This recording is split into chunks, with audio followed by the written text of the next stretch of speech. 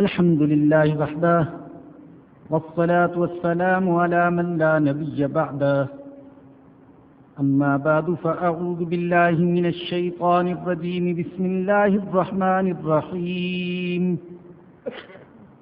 ألم نشرح لك صدرك ووضعنا عنك وزرك الذي أنقض ظهرك ورفعنا لك ذكرك فإن مع العسر يسرا إن مع العسر يسرا فإذا فرغت فانصب وإلى ربك فارغب صدق اللہ العظیم۔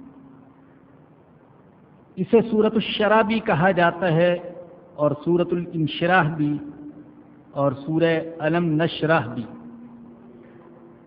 جو میں نے آپ کے سامنے تلاوت کی ہے۔ یہ بھی مکی صورت ہے اور اس میں 8 آیات ہیں۔ اس سورہ میں اللہ نے حضور اکرم صلی اللہ علیہ وسلم پر اپنے 3 خصوصی انعامات کا ذکر فرمایا ہے۔ اس سے پہلے جو سورہ ضحیٰ ہے اس میں بھی حضور اکرم صلی اللہ علیہ وسلم پر اللہ کے انعامات کا تذکرہ ہے، اور یہاں بھی پہلا احسان فرمایا کہ الم نشرح لک صدرک، کیا ہم نے آپ کا سینہ کھول نہیں دیا؟ میں اسے دوسرے لفظوں میں یوں کہوں گا تاکہ یہ الفاظ اپنے ذہن میں آپ بٹھا لیں، اور پھر آگے جب بھی یہ الفاظ بولے جائیں تو آپ کے لیے بات کا سمجھنا آسان ہو کہ اللہ یوں فرما رہے ہیں کہ اے نبی، کیا ہم نے آپ کو شرح صدر کی نعمت عطا نہیں فرمائی؟ سینہ کھول دینا، یہی معنی ہے شرح صدر کا۔ کیا ہم نے آپ کو شرح صدر کی نعمت عطا نہیں فرمائی؟ یہ شرح صدر ظاہری بھی ہوتا ہے اور باطنی بھی ہوتا ہے۔ ظاہری شرح صدر تو یہ ہے کہ سینے کو واقعی کھولا جائے، سینے کو چیرا جائے، سینے کا گویا کہ آپریشن کیا جائے۔ اسے حدیث میں شق صدر کہا گیا ہے، اور بعض روایات سے ثابت ہوتا ہے کہ پوری زندگی میں 3 بار حضور اکرم صلی اللہ علیہ وسلم کا ظاہری شرح صدر ہوا، یعنی شق صدر کیا گیا، سینہ چیرا گیا، اس میں سے ہر طرح کی علائشیں نکال دی گئیں اور اس سینے میں علم اور ایمان کو بھر دیا گیا۔ باطنی شرح صدر کیا ہے کہ دل میں ایمان، معرفت، نور اور حکمت پیدا ہو جائے، اور دل کے اندر علوم و معارف کو سمیٹنے کی صلاحیت پیدا ہو جائے، اور دل ایسا ہو جائے کہ اس میں یقین، مضبوطی اور جرت پیدا ہو جائے۔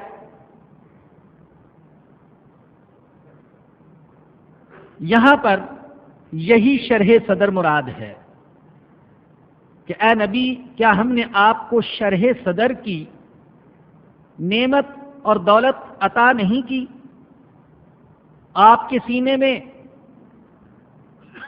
ایمان کا نور، حکمت اور معرفت بھر دی، آپ کے دل کے اندر وحی کے علوم اور معارف قبول کرنے کی استعداد پیدا فرما دی، آپ کے دل میں یقین، پختگی، مضبوطی پیدا فرما دی اور جرت عطا فرما دی کہ ایمان کے مقابلے میں، اللہ کے پیغام کے مقابلے میں، قرآن کے مقابلے میں ساری دنیا ہیچ نظر آتی ہے، کوئی نظروں میں جھچتا نہیں، کسی سے نظریں جھکتی نہیں، کسی سے متاثر نہیں ہوتے، چاہے وہ بڑے سے بڑا سرمایہ دار کیوں نہ ہو،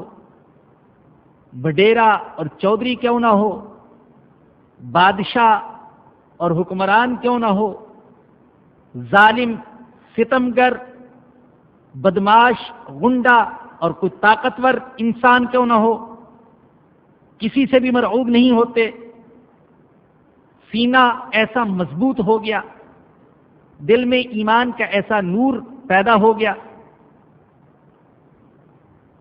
قرآن کریم میں کئی دوسرے مقامات پر بھی اللہ نے شرح صدر کا ذکر فرمایا ہے، اور ان کے مطالعے سے یہ ثابت ہوتا ہے کہ جب کسی کے دل میں ایمان کی سچی طلب پیدا ہو جاتی ہے اور وہ اس کے حاصل کرنے کے لیے کوشش بھی کرتے، تو اللہ پاک اس کا سینہ کھول دیتے ہیں، اس کے سینے میں دین کا شوق پیدا ہو جاتا ہے، اس کے سینے میں دعوت کا جوش پیدا ہو جاتا ہے، اس کے سینے میں ایمان کا ولولہ، ایمان کا نور پیدا ہو جاتا ہے۔ جیسے ان ظاہری روشنیوں سے جو ہم رات کو جلاتے ہیں، یہ باہر کی دنیا روشن ہوتی ہے، اسی طریقے سے جب کسی کے دل میں ایمان کا نور پیدا ہو جائے تو اس کی اندر کی دنیا روشن ہو جاتی ہے، اس کے اندر نور پیدا ہو جاتا ہے۔ اور جس کے دل میں ایمان کا نور پیدا نہ ہو تو اس کی اندر کی دنیا تاریک رہتی ہے، وہاں ظلمتوں کا بسیرا اور اندھیروں کا راج ہوتا ہے۔ اللہ نے قرآن میں فرمایا افمن شرح اللہ صدرہ للاسلام، سورہ زمر میں ہے، افمن شرح اللہ صدرہ للاسلام فہو علی نور من ربی، کیا جس کے سینے کو اللہ نے اسلام کے لیے کھول دیا پھر وہ اپنے رب کی طرف سے ایک نور پر ہوتا ہے؟ یہ سوال ہے، اور قرآن کا انداز یہ ہے کہ بعض مقامات پر اللہ نے سوال ذکر کیا ہے لیکن جواب ذکر نہیں کیا، جواب مخاطب پر چھوڑ دیا کہ تم خود اپنی عقل سے اس کا جواب تلاش کر لو، تم بھی سمجھ جاؤ گے۔ جیسے یہاں پر فرمایا کہ جس کے سینے کو اللہ نے اسلام کے لیے کھول دیا اور وہ اپنے رب کی طرف سے نور پر ہے، کیا اس شخص کی طرح ہو سکتا ہے کہ جس کے سینے کو اللہ نے اسلام کے لیے نہیں کھولا، اس کو شرح صدر کی نعمت عطا نہیں کی اور اس کو نور حاصل نہیں ہوا اور وہ ظلمت اور اندھیرے میں ہے؟ کیا یہ دونوں برابر ہو سکتے ہیں؟ ہرگز نہیں۔ فویل للقاسیۃ قلوبہم من ذکر اللہ، خرابی ہے، ہلاکت ہے ان لوگوں کے لیے جن کے دل اللہ کے ذکر کے بارے میں سخت ہیں، انہیں شرح صدر کی نعمت حاصل نہیں ہوئی، ان کے دل میں ایمان کا نور پیدا نہیں ہوا۔ اولئک فی ضلال مبین، اور یہ لوگ کھلی ہوئی گمراہی کے اندر مبتلا ہیں۔ جب دل میں ایمان کا نور پیدا ہو جاتا ہے تو پھر ایمان کے لیے قربانی دینا آسان ہو جاتا ہے، اس کے لیے مصیبتیں برداشت کرنا آسان ہو جاتا ہے، ایمان کی خاطر ابتلاؤں اور آزمائشوں کا سہنا آسان ہو جاتا ہے۔ ظلم و ستم کا تحمل آسان ہو جاتا ہے۔ حضرت بلال حبشی رضی اللہ تعالی عنہ کو مکہ کی پہاڑیوں میں ٹانگوں میں رسی ڈال کر گھسیٹا جاتا تھا۔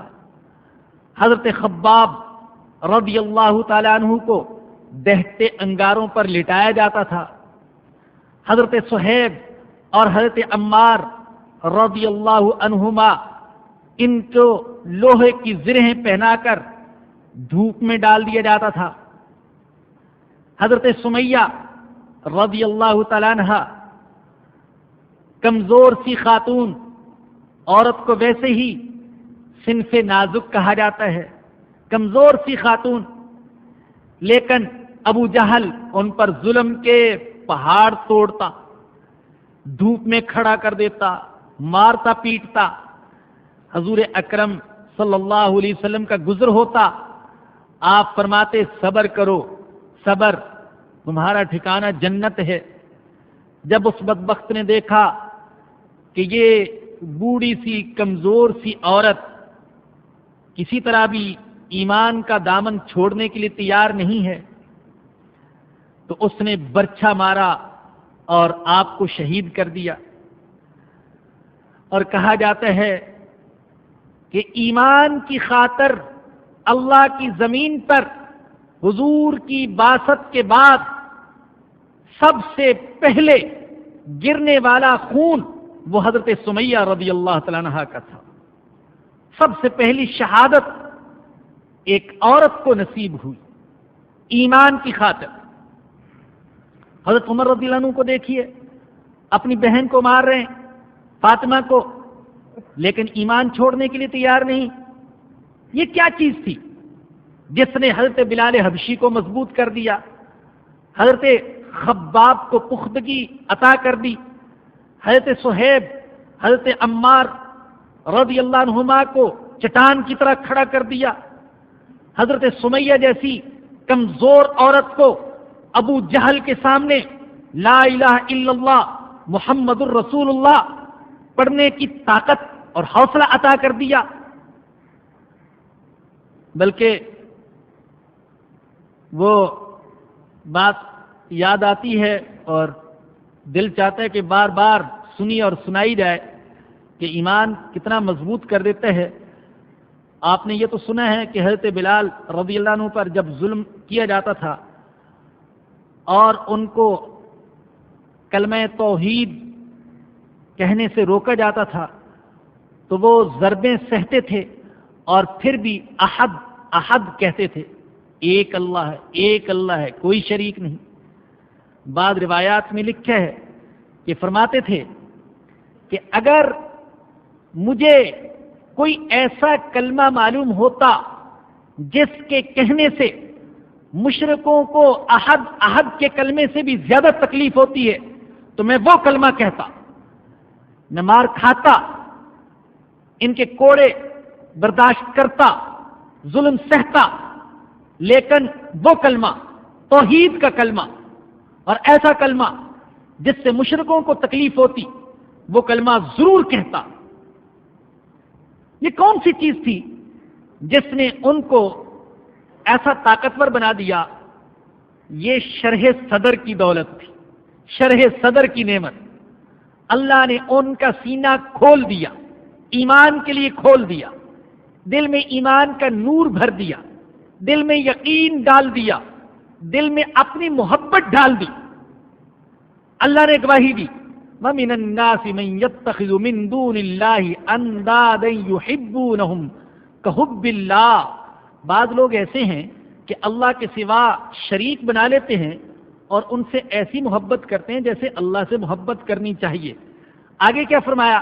وَالَّذِينَ آمَنُوا أَشَدُّ حُبًّا لِلَّهِ، لیکن جو واقعی ایمان قبول کر لیتے ہیں وہ اللہ کی محبت میں مشرکوں سے کہیں زیادہ سخت ہوتے ہیں۔ مشرکوں کو اپنے بتوں سے اتنی محبت نہیں ہوتی جتنی ایمان والوں کو اللہ سے محبت ہوتی ہے۔ مشرک اپنے بتوں کے لیے اتنی سختی، اتنی تکلیف برداشت نہیں کر سکتا جتنی تکلیف ایک مومن، ایک سچا مومن اللہ کی محبت میں برداشت کرتا ہے۔ آپ نے ان صحابہ کا واقعہ سنا ہوگا کہ جن کے بارے میں کہا جاتا ہے ان کو شرک پر مجبور کرنے کے لیے اور ایمان سے روکنے کے لیے ان کے سامنے تیل کا کڑاہا رکھا گیا اور اس میں تیل کو گرم کیا گیا، اور پھر ایک صحابی کو کھولتے ہوئے تیل میں ڈال دیا گیا، وہ جل کر کوئلہ ہو گیا۔ دوسرا رونے لگا، پوچھا اس سے کیوں روتے ہو، کیا ڈر گئے؟ ابھی تو کہہ رہے تھے میں اللہ کے سوا کسی سے نہیں ڈرتا۔ فرمانے لگے میں اس سے نہیں ڈرتا کہ میرا بھی یہی انجام ہوگا جو میرے اس ساتھی کا انجام ہوا، اور مجھے بھی اسی طریقے سے کھولتے ہوئے تیل میں ڈالا جائے گا جیسے اس کو ڈالا گیا۔ میں رو اس بات پر رہا ہوں کہ آج اللہ کے دین کے لیے قربانی کا وقت آیا ہے اور میرے پاس صرف ایک جان ہے جو اللہ کے لیے قربان کر سکتا ہوں۔ اے کاش میرے پاس کئی جانیں ہوتی، بار بار قربان کرتا اللہ کے لیے، لیکن ایمان کا دامن نہ چھوڑتا۔ تو شرح صدر کی دولت اللہ نے عطا کر دی، سینہ کھول دیا، ایمان کے لیے کھول دیا اور اپنی محبت کے لیے کھول دیا۔ اور جب یہ دولت نصیب ہو جاتی ہے تو پھر ایمان میں مزہ آتا ہے۔ یاد رکھیے کہ جیسے کھانے پینے کی چیزوں کی لذت ہے اور ہر چیز کی لذت جدا، گوشت کی لذت جدا، سبزی کی لذت جدا، دال کی لذت جدا، ٹھنڈے پانی کی لذت جدا، ہر چیز کی لذت جدا ہے، اسی طریقے سے ایمان کی بھی ایک لذت ہے، اور جو ایمانی اعمال ہیں ان میں سے ہر ایک کی جدا جدا لذت ہے اور جدا جدا تاثیر ہے۔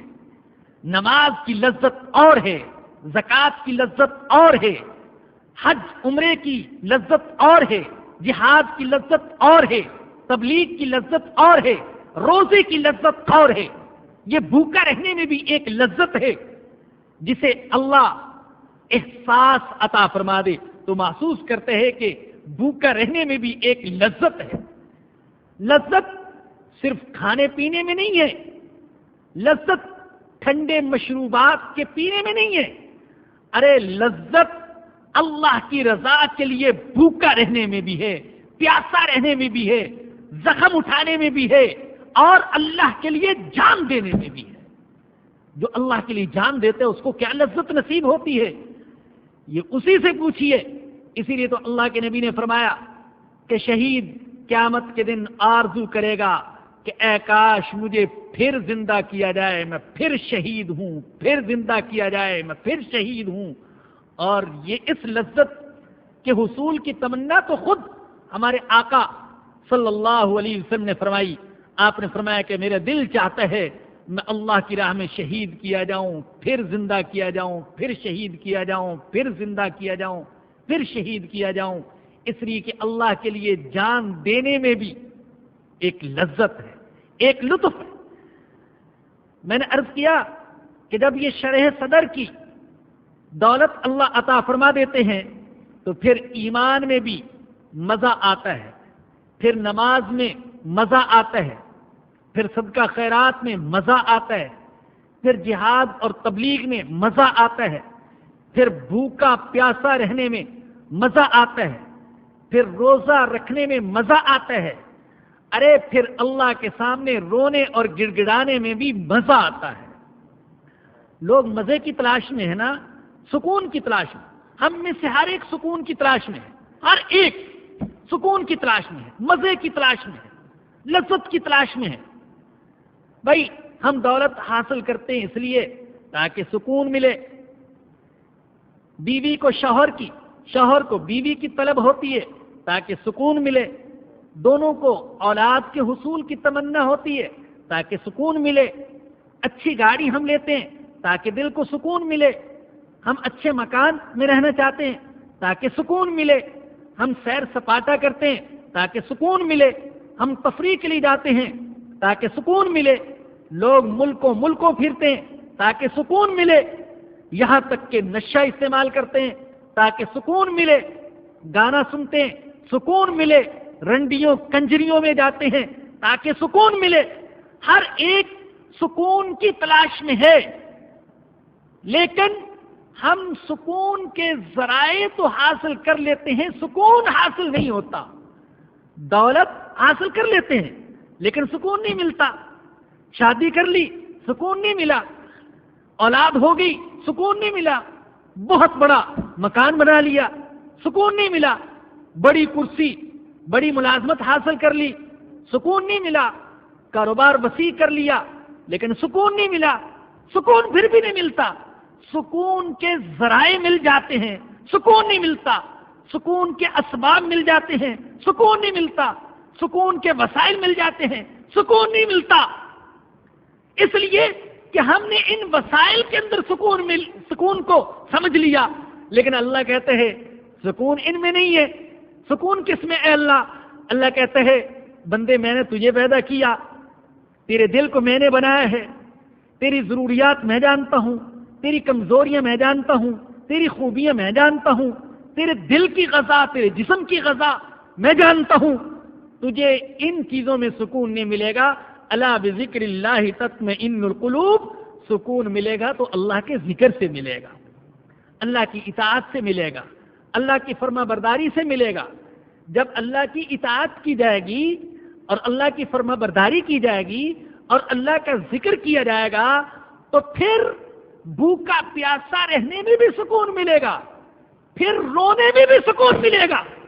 خدا کی قسم لوگ کہہ لگاتے ہیں سکون کے لیے، مزاحیہ ڈرامے دیکھتے ہیں سکون کے لیے، مزاحیہ فلمیں دیکھتے ہیں سکون کے لیے، مزاحیہ ناول کتابیں کالم پڑھتے ہیں سکون کے لیے، لیکن اگر پتہ چل جائے کہ اللہ کے سامنے رونے میں کتنا سکون ہے تو کہہ لگانا چھوڑ دیں۔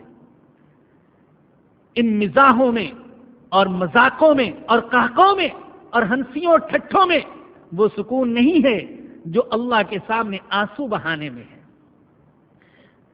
بتائیے رہا تھا کہ جب اللہ سینے کو کھول دے گا، اللہ دل میں ایمان کا نور بھر دے گا تو پھر اللہ کی عبادت میں مزہ آئے گا، اور اگر اللہ نے دل کو نہ کھولا تو پھر مسلمان ہونا بھی ایک جرم سا محسوس ہوگا، میں کیا ہوں مسلمان ہوں، پھر رمضان کے آنے سے پریشان ہو جائے گا، رمضان کو ایک مصیبت سمجھے گا۔ کتنے لوگ ہیں جن کے چہروں پر ایمان کے آنے سے مسکراہٹ ہوتی ہے، خوشی کا نور ہوتا ہے، دل میں سرور ہوتا ہے، اور اللہ کا شکر ادا کرتے ہیں کہ اللہ تو نے یہ ماہ مبارک نصیب فرمایا، اور کتنے ہی ایسے ہیں جو اس مہینے کو معاذ اللہ مصیبت سمجھتے ہیں، اس لیے کہ اللہ نے سینے کو نہیں کھولا۔ اللہ نے سورۃ الانعام میں فرمایا فَمَن يُرِدِ اللَّهُ أَن يَهْدِيَهُ يَشْرَحْ صَدْرَهُ لِلْإِسْلَامِ وَمَن يُرِدْ أَن يُضِلَّهُ يَجْعَلْ صَدْرَهُ ضَيِّقًا۔ اللہ جس کو ہدایت دینا چاہتا ہے تو اللہ اس کے سینے کو اسلام کے لیے کھول دیتے ہیں، اور جسے اللہ گمراہ کرنا چاہتا ہے تو اللہ اس کے سینے کو تنگ کر دیتا ہے۔ یجعل صدرہ ضیقا، وہ اگر دین پر چلتا ہے تو اس کو ایسے معلوم ہوتا ہے جیسے مجھے آسمان پر چڑھنے کا حکم دیا جا رہا ہے، اس کو کلمہ پڑھنا اتنا مشکل محسوس ہوتا ہے۔ یجعل صدرہ ضیقا، یہ شرح صدر، سینے کا کھل جانا، یہ ہدایت کی دلیل ہے، اور سینے کا تنگ ہونا یہ گمراہی کی دلیل ہے۔ اگر نیکی کر کے دل خوش ہوتا ہے، دل کو سکون ملتا ہے، اللہ کی عبادت کر کے دل خوش ہوتا ہے، اللہ کی راہ میں دے کر دل خوش ہوتا ہے، تو سمجھ لیجئے کہ اللہ نے مجھے ایمان کا نور عطا فرما دیا ہے۔ اور اگر آپ نے آپ کو مجبور کرنا پڑتا ہے تو میں آپ سے یہ نہیں کہتا کہ معاذ اللہ آپ مسلمان نہیں ہو، معاذ اللہ میں ویسے بھی فتویٰ لگانے میں بڑا محتاط ہوں، بہت کمزور ہوں، لیکن اگر آپ کو اپنے آپ کو نماز پر مجبور کرنا پڑتا ہے، دعا پر مجبور کرنا پڑتا ہے، اور صدقہ خیرات کو آپ ایک تاوان سمجھتے ہیں، تو پھر آپ کو اپنے دل کی فکر کرنی چاہیے کہ دل بیمار ہے، دل میں ایمان کا نور پیدا نہیں ہوا، میری زبان پر تو ایمان ہے لیکن ابھی تک اندر دل کے اندر ایمان کی حقیقت نہیں اتری ہے۔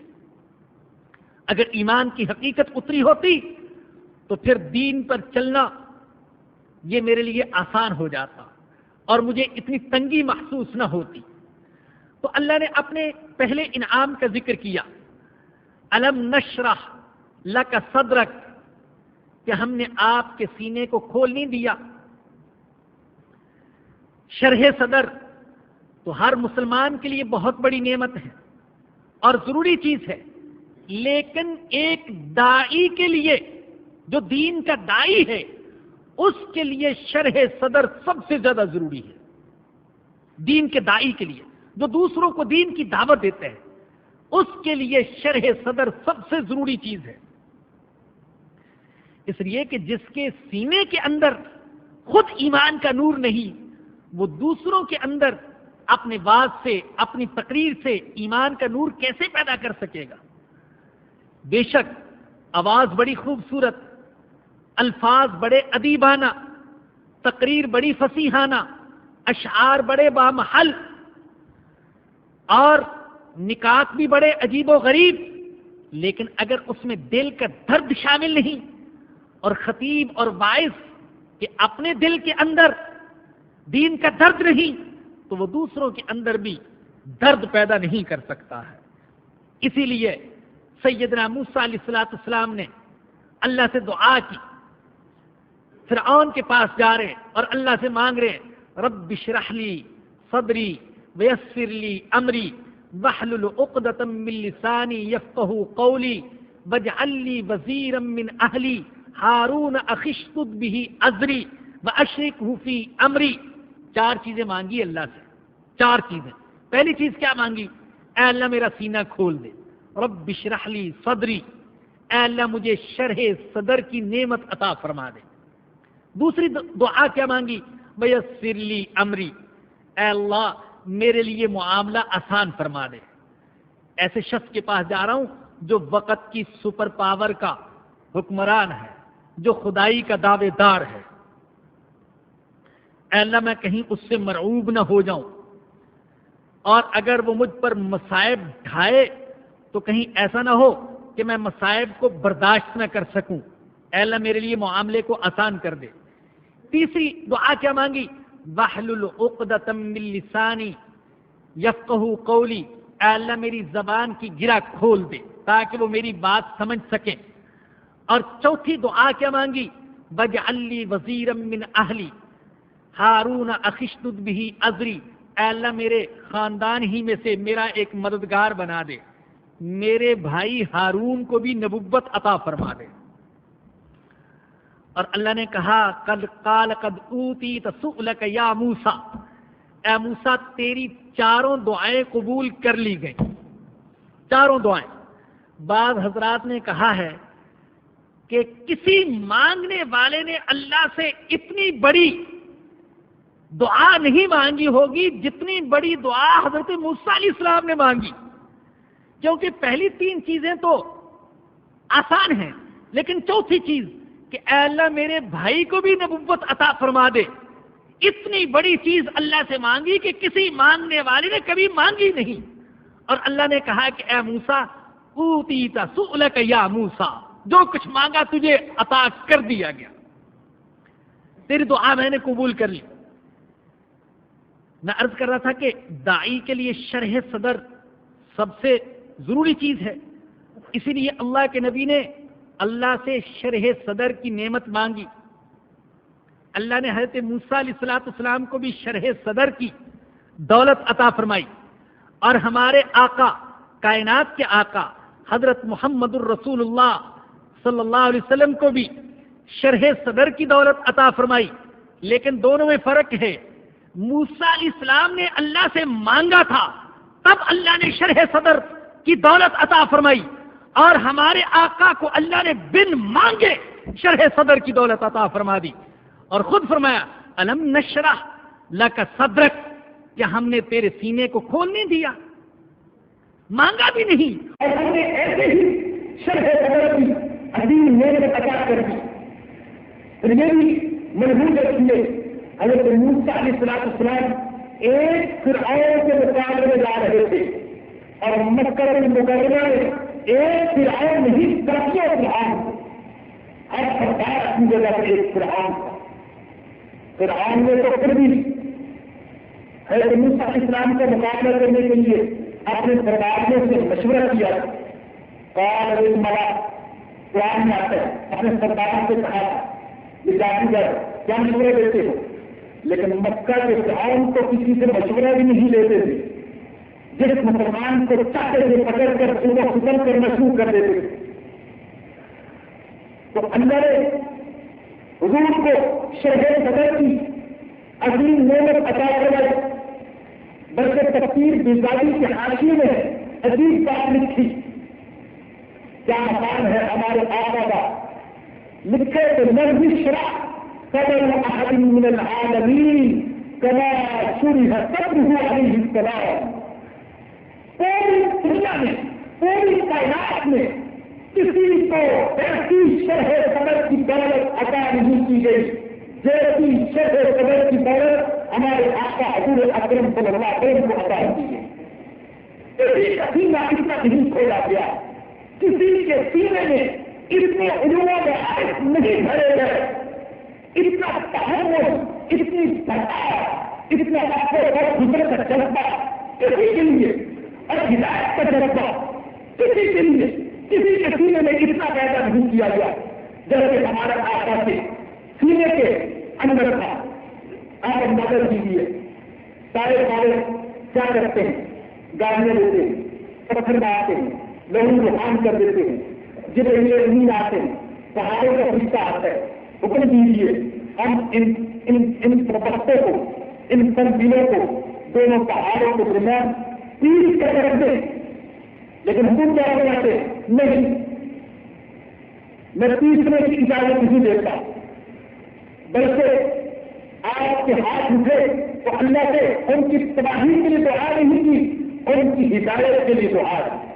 اللہم اہد قومی فإنہم لا یعلمون انی لأرجو ان یخرج اللہ من اصلابہم من یقول لا الہ الا اللہ محمد رسول اللہ۔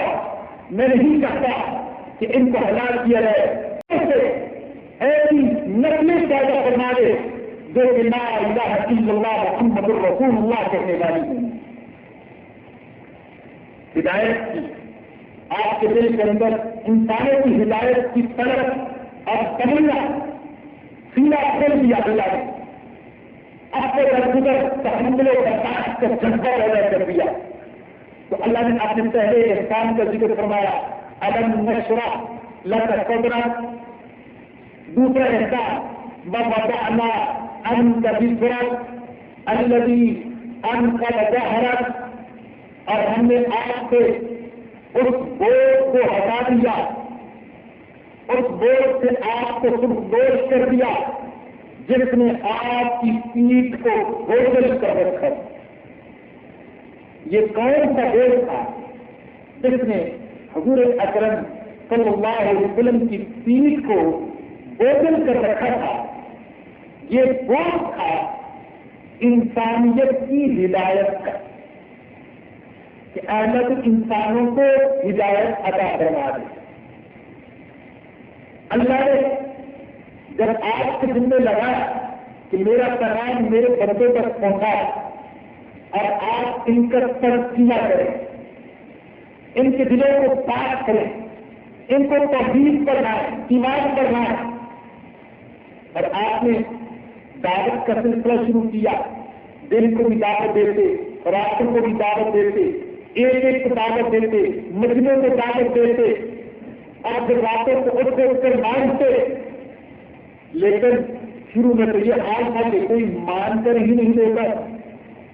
ایسے دن بھی گزرے کہ پورا دن جو ملا اس نے گالی دی، پھر اللہ نے تانا دیا، کوئی بھی ایمان کی دعوت قبول کرنے کے لیے تیار نہیں ہوا، آپ غم کے پور پر دبے ہوئے، اے اللہ یہ کیسے ہدایت پر آئیں گے، جس شرک میں ڈوبے ہوئے لوگ کیسے ایمان کو قبول کریں گے، اے اللہ یہ بدکاری کے عادی کیسے تحیا کریں گے، اے اللہ ان کو تو خون بہانے میں مزہ آتا ہے، یہ خون کی حفاظت کرنے والے کیسے بنیں گے، اے اللہ یہ تو شراب اور جوئے کے عادی ہیں، یہ کیسے نشے کو چھوڑیں گے، اے اللہ یہ بیٹوں کو دفن کرنے والے کیسے بیٹوں کے محافظ بنیں گے۔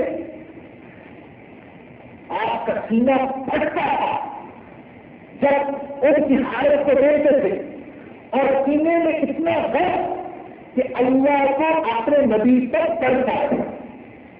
اللہ نے فرمایا سورہ شعراء میں لعلک باخع نفسک الا یکونوا مؤمنین، اگر یہ ایمان نہ لائے تو کیا آپ اپنی جان کو ہی ہلاکت میں ڈال دیں گے۔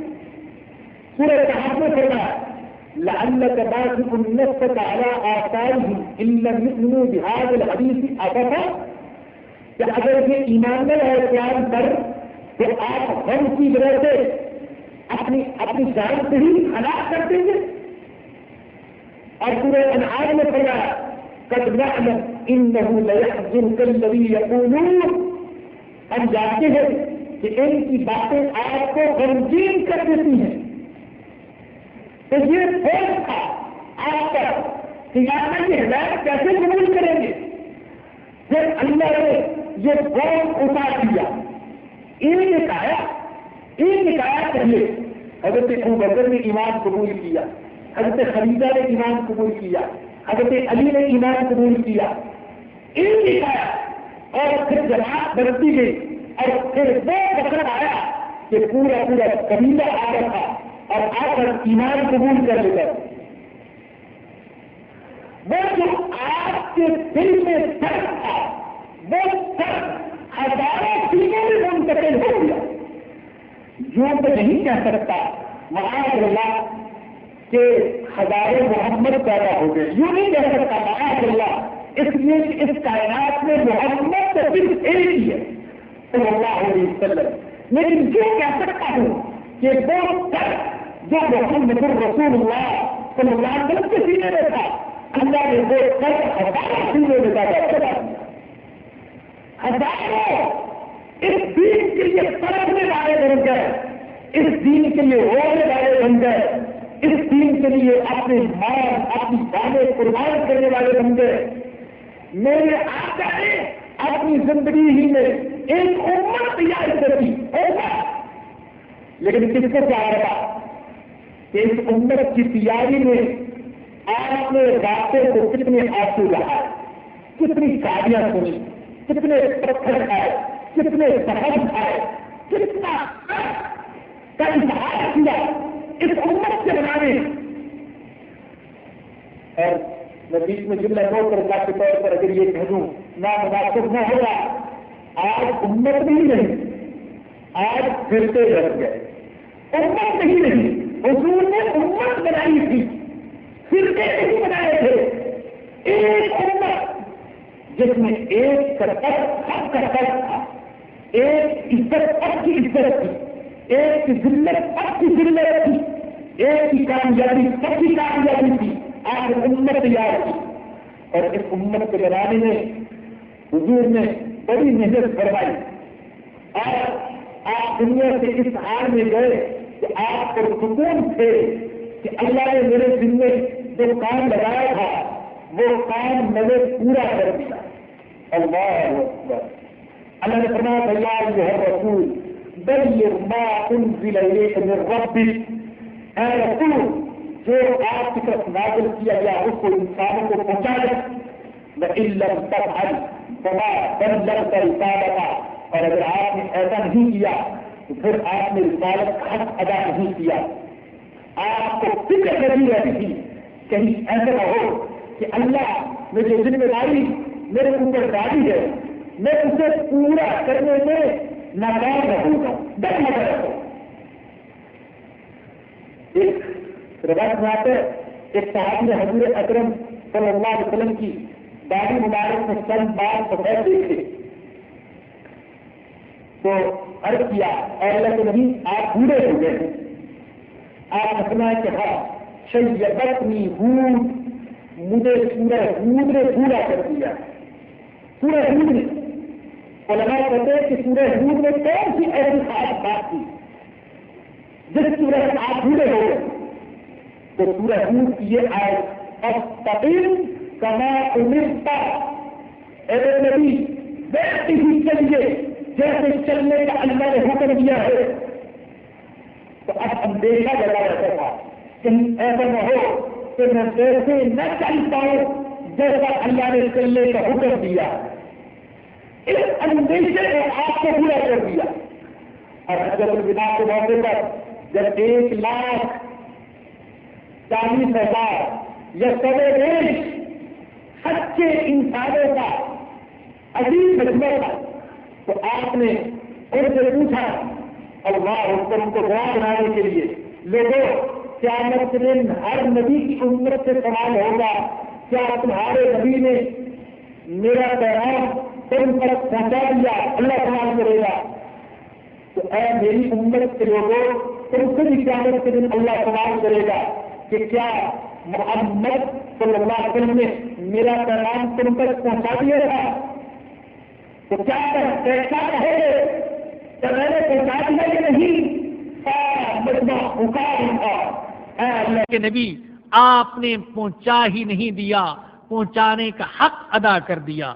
تو حضور اکرم صلی اللہ علیہ وسلم کی انگشت مبارک آسمان کی طرف اٹھی اور پھر آپ نے مجمع کی طرف اشارہ کرتے ہوئے کہا اللہم اشہد، اللہم اشہد، اللہم اشہد. اے اللہ تو گواہ رہنا، اے اللہ تو گواہ رہنا، اے اللہ تو گواہ رہنا. یہ انسان اس بات کی گواہی دے رہے ہیں کہ میں نے تیرا پیغام ان تک پہنچا دیا ہے. تو آپ کو اس کی اتنی فکر تھی اور آپ دنیا سے گئے اس حال میں کہ آپ نے ایک امت تیار کر دی اور اللہ کا پیغام ان تک پہنچا دیا. آپ کو اطمینان تھا اس بات کا. زندگی کی آخری شب اپنے حجرے میں تھے، مسجد میں آنے کی طاقت نہ تھی، صحابہ کی صفیں کھڑی ہو گئی. آپ نے کھڑکی کھول کر دیکھا، صحابہ کی صفوں پر نظر پڑی تو حضرت انس رضی اللہ تعالیٰ عنہ فرماتے ہیں کہ آپ کے چہرے مبارک پر مسکراہٹ پھیل گئی. اللہ اکبر. اور حضرت انس نے عجیب تشبیہ دی ہے، فرماتے ہیں کہ اس وقت حضور کا چہرہ ایسے معلوم ہو رہا تھا جیسے قرآن کریم کا ورق ہوتا ہے. قرآن کریم کا ورق، تقدس بھی وہی تھا اور بیماری کی وجہ سے رنگت بھی ویسی تھی، لیکن آپ کے چہرے پر مسکراہٹ پھیل گئی. یہ مسکراہٹ کیسی تھی؟ یہ مسکراہٹ اس بات کی تھی کہ میں نے امت کو تیار کر دیا. اللہ نے جو کام میرے ذمہ لگایا تھا وہ کام میں نے پورا کر دیا. تو اللہ نے فرمایا وَوَضَعْنَا عَنْكَ وِزْرَكَ، ہم نے آپ سے آپ کے بوجھ کو اتار دیا جس نے آپ کی پیٹھ کو بوجھل کر رکھا تھا. مجھے اجازت دیجیے، آپ آج رمضان کی نسبت سے تشریف لائے ہیں، میں آپ کو آپ کی بھی ذمہ داری تھوڑی سی یاد کرا دوں. یاد رکھیے کہ دین کا پیغام، اللہ کا پیغام اللہ کے بندوں تک پہنچانا یہ صرف حضور اکرم صلی اللہ علیہ وسلم کی ذمہ داری نہیں تھی، یہ ہم میں سے ہر ایک کی ذمہ داری ہے. اپنی اپنی طاقت کے مطابق جس طریقے سے وہ اللہ کے دین کو دوسروں تک پہنچا سکتے ہیں، پہنچانا فرض ہے. فرض مت سمجھیے کہ یہ مولوی صاحب کا کام ہے، یہ خطیب صاحب کا کام ہے. نہیں، ہم میں سے ہر ایک کی ذمہ داری ہے. میں یہ نہیں کہتا کہ آپ منبر پر بیٹھ کر خطبہ دینا شروع کر دیں، آپ درس قرآن دینا شروع کر دیں، آپ فتوے دینا شروع کر دیں، آپ مسائل بتانا شروع کر دیں، لیکن دین کا پیغام دوسروں تک پہنچانے کے لیے آپ جو کچھ کر سکتے ہیں وہ تو کریں. ارے اللہ کے بندو، میں اور آپ اپنے گریبان میں جھانک کے تھوڑا سا اپنا محاسبہ کریں کہ جس دین کے لیے حضور اکرم صلی اللہ علیہ وسلم نے اتنی قربانیاں دی تھیں، اتنی تکلیفیں سہی تھی، اتنا خون بہایا تھا اور اتنا درد تھا اس دین کا آپ کے دل میں، کیا اس درد کا 10واں حصہ بھی ہمارے دل میں ہے؟ اور کیا ہم اپنی اپنی جگہ پر اس فریضے کو ادا کر رہے ہیں؟ یہ ہماری بھی ذمہ داری ہے، اس کو ادا کرنے کی فکر کیجئے۔ کوئی زبان سے کر سکتے ہے، کوئی جان سے کر سکتے ہے، کوئی مال سے کر سکتے ہے، لیکن اس ذمہ داری کو ادا کرنے کی فکر ضرور کیجئے۔ یہ ہمارے ذمہ لگایا گیا ہے۔ الذی انقض ظہرک ورفعنا لک ذکرک، تیسرا احسان، اے نبی، اے رسول، اے محمد صلی اللہ علیہ وسلم، ہم نے آپ کے نام کو بلند کر دیا۔ یہ تیسرا احسان۔ دشمن آپ کے نام کو مٹانا چاہتا تھا، اللہ نے کہا کہ تم اس نام کو مٹانا چاہتے ہو، میں اس نام کو اٹھاؤں گا، اس نام کو بلندی عطا کروں گا۔ ایک حدیث میں آتا ہے کہ خود اس کی وضاحت کی کہ اللہ نے فرمایا کہ کیا مطلب ہے کہ میں تیرے نام کو بلند کروں گا؟ اللہ نے خود فرمایا کہ بلند کرنے کا مطلب یہ ہے کہ اے محمد صلی اللہ علیہ وسلم، جہاں میرا ذکر ہوگا وہیں تیرا بھی ذکر ہوگا۔ اگر کلمے میں میرا ذکر ہے، لا الہ الا اللہ، تو تیرا بھی ذکر ہے، محمد الرسول اللہ۔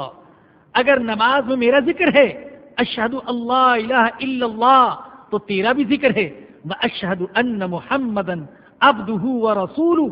اگر اذان میں میرا ذکر ہے، اشہد اللہ الہ الا اللہ، تو تیرا بھی ذکر ہے، اشہد ان محمد الرسول اللہ۔ جہاں جہاں میرا ذکر ہوگا وہی تیرا ذکر ہوگا۔ ایسا تیرا ذکر بلند کروں گا کہ دشمن بھی تیرا ذکر کرنے پر مجبور ہو جائے گا، دشمن بھی مجبور حضور کا ذکر کرنے پر۔ قاری ابو سلیمان شاہ جہان پوری صاحب رحمہ اللہ نے جو سیرت کی کتاب لکھی ہے رحمت للعالمین صلی اللہ علیہ وسلم، اس میں لکھا ہے کہ تامس کارلائل ایک عیسائی ہے، پکا عیسائی، تاریخ اور انگریزی زبان پر اس کی بڑی نظر ہے اور اس میں اس کو بڑا کمال حاصل ہے۔ اس نے کتاب لکھی ہیروز آف ہیروز، ہیرو کے ہیرو، گویا کہ سائنسدانوں میں سے جو بڑا سائنسدان اس کا ذکر، سیاستدانوں میں جو بڑا سیاستدان اس کا ذکر، حکمرانوں میں سے جو بڑا اس کا ذکر، شاعروں میں سے جو سب سے بڑا شاعر اس کا ذکر، ادیبوں میں سے جو سب سے بڑا ادیب اس کا ذکر، مالداروں میں سے جو سب سے بڑا مالدار اس کا ذکر، ہیرو کے ہیرو اس نے جمع کیے۔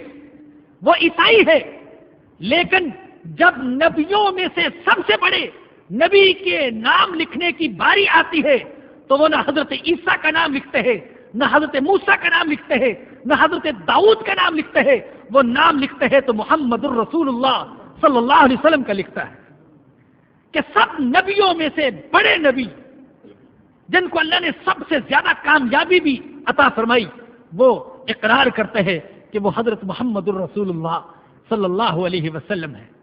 دشمنوں کی زبان سے بھی تیری تعریف کرواؤں گا۔ بڑا وہ عجیب شعر ہے کنور مہندر سنگھ بیدی سحر کا، عجیب شعر۔ اس نے کہا عشق ہو جائے کسی سے کوئی چارہ نہیں، صرف مسلم کا محمد پہ اجارہ نہیں۔ کہتا کسی سے عشق ہو جائے دل پہ چارہ نہیں ہے، محمد صلی اللہ علیہ وسلم پر صرف مسلمان کا اجارہ نہیں، محمد تو ہمارے بھی ہیں۔ ایک اور شاعر فراق گورکھپوری ہندو ہیں، وہ کہتے ہیں انوار بے شمار معدود نہیں، رحمت کی شاہراہ مسدود نہیں، معلوم ہے کچھ تم کو محمد کا مقام، وہ امت اسلام میں محدود نہیں۔ حضور اکرم صلی اللہ علیہ وسلم کی عظمت کو ہر ایسا شخص مانے گا جس کے دل میں اللہ نے رتی بھر بھی انصاف رکھا ہے۔ اور کیوں نہ مانے، اللہ نے کہا تھا وَرَفَعْنَا لَكَ ذِكْرَكَ، میں تیرے ذکر کو بلند کروں گا، جہاں جہاں میرا ذکر ہوگا وہیں وہیں تیرا ذکر ہوگا۔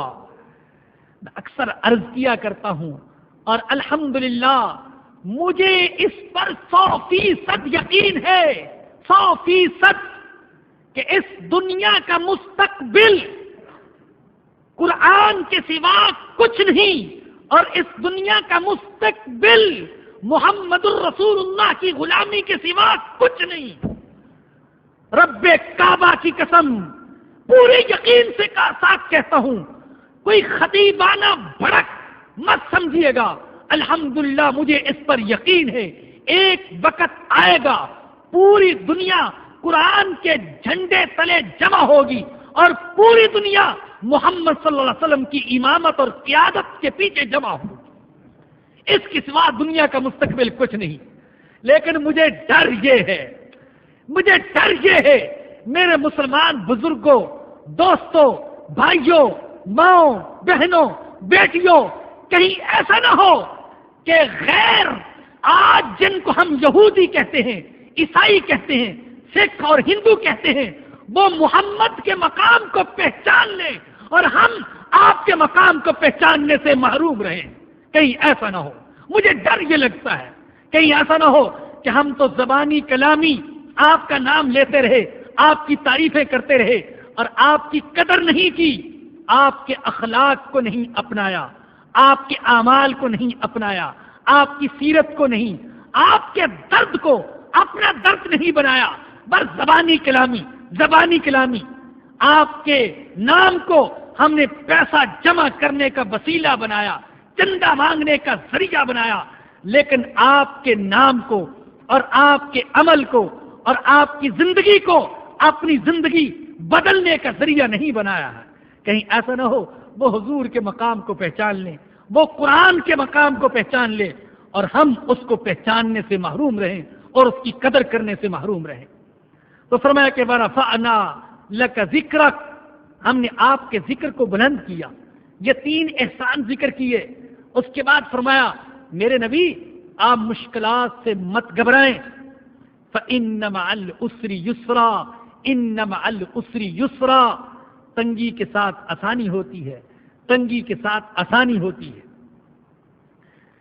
ایک بات اصولی طور پر سن لیجئے کہ اسلام امید کا دین ہے، نا امیدی کا دین نہیں ہے، امید کا دین ہے۔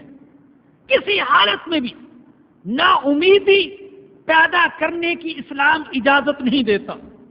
شدید بیمار ہے کوئی، اسلام ہمیں اجازت نہیں دیتا کہ ہم اس کو نا امید کریں، نہیں، امید کا چراغ روشن کرو اس کے دل میں، کتنا ہی گناہگار کیوں نہیں، اسلام ہمیں اجازت نہیں دیتا کہ ہم اس کو نا امید کر دیں کہ تیری توبہ قبول نہیں ہو سکتی، نہیں، اس کے دل میں امید کا چراغ روشن کرو، آؤ تمہارے لیے بھی ہے، سب کے لیے ہے، کافروں کے لیے بھی ہے، مشرکوں کے لیے بھی ہے، گناہگاروں کے لیے بھی ہے، توبہ کا دروازہ کھلا ہوا، مت گھبراؤ، مت مایوس ہو جاؤ، امید کے ساتھ آؤ تو صحیح، اللہ تمہیں محروم اور خالی ہاتھ واپس نہیں کرے گا۔ تو اس میں بھی امید دلائی گئی، فَإِنَّ مَعَ الْعُسْرِ يُسْرًا، مشکلات سے مت گھبرائیے، تنگی کے ساتھ آسانی ہے، تنگی کے ساتھ آسانی ہے، آسانی کا دور آنے والا ہے۔ فَإِذَا فَرَغْتَ فَانْصَبْ، جب آپ فارغ ہو جائیں تو پھر محنت کریں، اپنے آپ کو عبادت اور دعا میں تھکا دیں۔ جب تبلیغ کے کام سے، دعوت کے کام سے، دنیا کے کاموں سے فارغ ہو جائیں، پھر کیا کریں؟ فَانْصَبْ، پھر دعا میں لگ جائیں، پھر ذکر میں لگ جائیں، پھر عبادت میں لگ جائیں، خالی نہ بیٹھیں۔ وَإِلَىٰ رَبِّكَ فَارْغَب، اور اپنے رب کی طرف متوجہ ہو جائیے۔ ایک بات تو یہ بھی ہے کہ حکم یہ دیا گیا کہ خالی اور فارغ ہو کر نہیں بیٹھنا، نکما بن کے نہیں بیٹھنا، یہ ہمیں حکم دیا جا رہا ہے۔ میں اپنے آپ کو کہہ رہا ہوں، ہمیں حکم دیا جا رہا ہے نکمے بن کے نہیں بیٹھنا، کچھ نہ کچھ کرو۔ حضرت عمر رضی اللہ عنہ کا قول ہے، آپ فرماتے ہیں میں ایسے لوگوں کو سخت ناپسند کرتا ہوں جو فارغ بیٹھتے ہیں، نہ دین کے کام میں لگے ہوتے ہیں نہ دنیا کے کام میں لگے ہوتے ہیں، تو میں ان کو ناپسند کرتا ہوں۔ ایک حکم تو یہ، اس کا مطلب یہ کہ فارغ مت بیٹھیے، ایک منصوبے سے فارغ ہو گئے دوسرا منصوبہ شروع کر دیجئے، اور دوسرا مطلب یہ کہ جب فارغ ہو گئے دعوت سے، تبلیغ سے، تو اب دعا میں لگ جائیے، ذکر میں لگ جائیے، اپنے رب کی طرف متوجہ ہو جائیے، اس لیے کہ جو دین کا داعی ہے وہ جب تک ذکر و دعا نہیں کرے گا اس کی دعوت میں اثر نہیں ہوگا۔ ہاں، پہلے دعوت دے، دین کی تبلیغ کرے، اللہ کا پیغام اللہ کے بندوں تک پہنچائے، اور پھر اللہ سے مانگے بھی، اللہ میں نے تو اپنی ٹوٹی پھوٹی زبان سے جو کچھ کہہ سکتا تھا کہہ دیا، اے اللہ اب دلوں کو بدلنا تیرا کام ہے، اے اللہ ان باتوں میں اثر پیدا کرنا یہ تیرا کام ہے۔ اللہ سے مانگے بھی اور اللہ کی ذکر بھی کرے، تب اس کی دعوت میں جان پیدا ہوگی۔ اللہ ہمیں ایسے ہی دائی بننے کی توفیق عطا فرمائے۔ وآخر دعوانا الحمدللہ رب العالمین۔ بھائی میرے محترم بزرگوں اور عزیز دوستو، ابھی دعا ہوگی، دعا سے پہلے ایک بات تو یہ عرض کرنا چاہوں گا کہ الحمدللہ کئی مہینوں سے یہاں ہر اتوار کو مغرب کی نماز کے بعد درس ہوتا ہے، درس قرآن و حدیث، یعنی قرآن کی تفسیر حدیث رسول اللہ صلی اللہ علیہ وسلم کی روشنی میں بیان کی جاتی ہے۔ اللہ اکبر۔ آپ حضرات سے درخواست ہے کہ آپ پورا سال اسی طریقے سے تشریف لاتے رہیں جیسے آپ ماہ مبارک میں تشریف لائے، دوسروں کو بھی شرکت کی دعوت دیجیے۔ انشاءاللہ ارادہ یہ ہے کہ یہ جو سلسلے وار درس چل رہا ہے تو اللہ پاک نے توفیق دی تو یہ پورا قرآن کریم اسی طریقے سے اس درس میں ختم کیا جائے گا۔ آپ حضرات پورا قرآن سننے کا ارادہ فرما لیں، پورے ہفتے میں 1 گھنٹہ نکالنا کوئی مشکل نہیں ہے۔ کتنے فضول کاموں میں ہمارا وقت ضائع ہوتا ہے، 1 گھنٹہ اللہ کا کلام سننے کے لیے وقف کر دیجیے۔ خود بھی تشریف لائیے، اپنے گھر کی خواتین کو بھی لائیے، بہنوں کو، بیٹیوں کو، والدہ کو، اپنی اہلیہ کو، سب کو لائیے، وہ بھی دین کی بات سنیں، دین کی بات سننے سے محروم نہ رہیں۔ کہ تجربے سے یہ بات سمجھ میں آئی ہے کہ بسا اوقات عورتوں کے دل مردوں کے مقابلے میں زیادہ نرم ہوتے ہیں اور ان کے دل زیادہ متاثر ہوتے ہیں، جلدی متاثر ہوتے ہیں۔ تو الحمدللہ باپردہ انتظام ہے، تو اس لیے آپ گھر والوں کے ساتھ مسلسل اور مستقل تشریف لائیے۔ دوسری گزارش یہ ہے کہ دیکھیے بعض اوقات ایک کمزور سا انسان ہوتا ہے، اللہ پاک اس سے کوئی کام لے لیتا ہے۔ الحمدللہ میں یہ جو مجمع بیٹھا ہوا ہے، یہ جو سینکڑوں افراد بیٹھے ہوئے ہیں، ان سب میں سے یقین کریں کہ میں اپنے بارے میں سوچتا ہوں کہ سب سے کمزور انسان ہوں، ہر اعتبار سے کمزور، علم، عمل، اخلاق، اعمال، ہر اعتبار سے۔ لیکن اللہ نے کرم کیا کہ اللہ نے اس خدمت کے لیے قبول فرما لیا۔ یہاں چند ہمارے انتہائی مخلص ساتھی ہیں، ان کے لیے غائبانہ دعا بھی کریں کہ اللہ ان کی کوششوں کو قبول فرمائے۔ وہ اس درس کی کامیابی کے لیے بہت کوشش کرتے ہیں، از حد کوشش کرتے ہیں۔ یہ بسا اوقات جو اشتہار دیتے ہیں تو مجھے اس سے تکلیف ہوتی ویسے، کیونکہ میں چاہتا ہوں کہ یہ زیادہ شہرت وبال ہے، تو وہ دیتے ہیں، اللہ نے ان کے دل میں درد رکھا ہے، وہ چاہتے ہیں کہ اور کچھ سننے والا آ رہے، اور کچھ سننے والا آ رہے، اس کوشش میں لگے رہتے ہیں۔ تو الحمدللہ اس درس کی کیسٹ بھی مسلسل تیار ہو رہی ہے اور بہت معیاری کیسٹیں وہ تیار ہو رہی ہیں، اور بغیر کسی کاروباری سوچ کے وہ کیسٹیں آگے مہیا کی جا رہی ہیں۔ تو پہلے نمبر پر کیسٹ تیار ہو رہی ہے، اس کے بعد CD بھی اس کی بن رہی ہے، اور پھر اب کتابچوں کی شکل میں بھی آنا شروع ہو گیا ہے، اور کسی میں بھی کوئی کاروبار اور مفاد وہ وابستہ نہیں ہے، نہ میرا نہ ان حضرات کا۔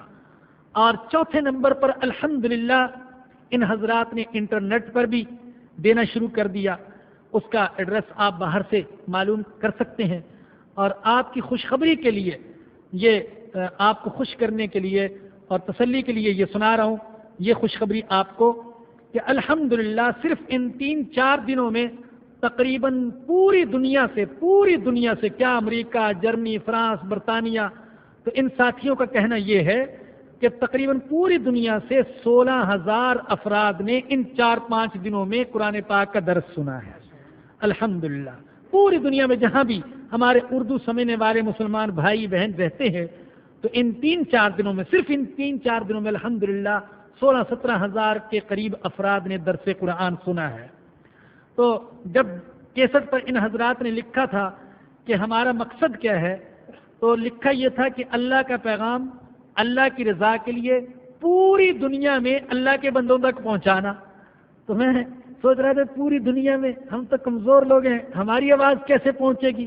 لیکن اللہ پاک بعض اوقات سچی تڑپ کے اندر ایسی تاثیر پیدا کر دیتا ہے کہ غائب سے اسباب پیدا کر دیتا ہے۔ تو الحمدللہ واقعتاً پوری دنیا میں قرآن کی یہ آواز پہنچ گئی۔ آپ حضرات سے درخواست ہے کہ آپ یہ کتابیں بھی باہر سے لیں، جتنے زیادہ سے زیادہ ممکن ہو ماہ مبارک میں ساتھیوں میں تقسیم کریں، کیسٹ بھی خریدیں۔ کیسٹ کو انہوں نے عید کارڈ کی جگہ عید مبارک اور رمضان مبارک کے کور کے ساتھ بھی وہ چھاپ دیے ہے، تو وہ لے کر عید کارڈ کی جگہ اس کو دیں۔ فحش اور بے حیائی پر مشتمل عید کارڈ نہ دیں، بلکہ اس کی بجائے قرآن کا پیغام پہنچائیں اور تاکید بھی کریں جس کو دی جائے کہ اس کو سنیں اور اس پر عمل کرنے کی کوشش کریں۔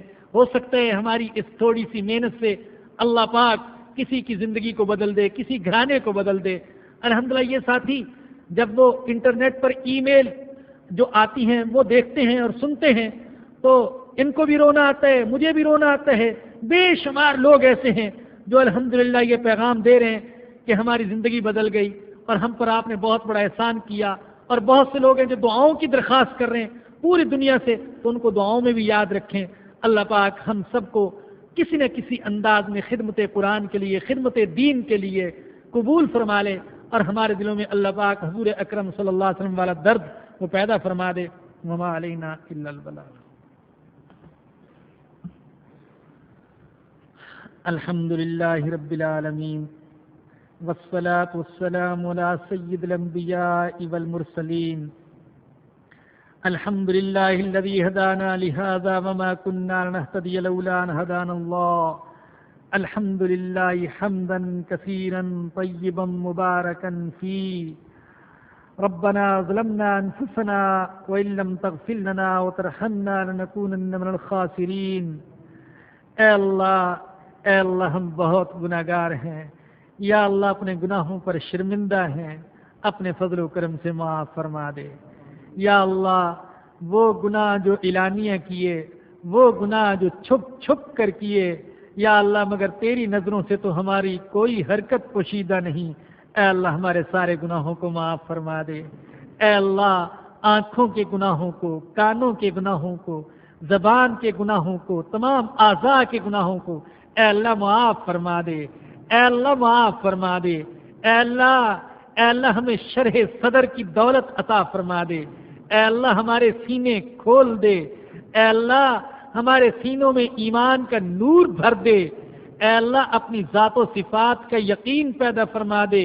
اے اللہ ہمارے دلوں میں اپنی محبت پیدا فرما دے، اپنی کتاب مقدس کی محبت پیدا فرما دے، اپنے پیارے نبی حضرت محمد الرسول اللہ صلی اللہ علیہ وسلم کی محبت پیدا فرما دے، سارے انبیاء کی، سارے صحابہ کی، سارے اولیاء کی محبت پیدا فرما دے۔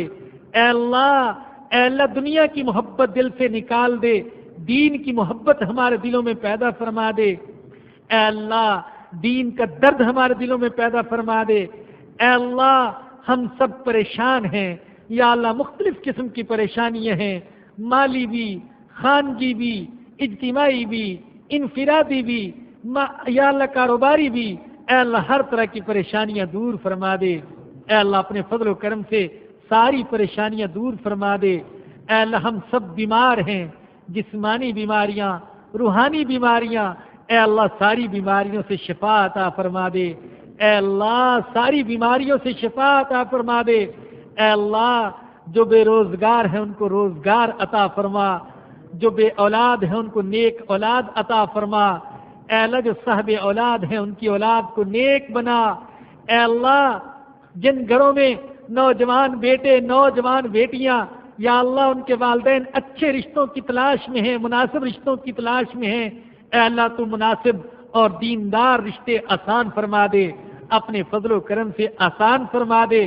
یا اللہ بہنوں اور بیٹیوں کو باعزت طریقے سے گھر سے رخصت کرنے کی توفیق عطا فرما دے۔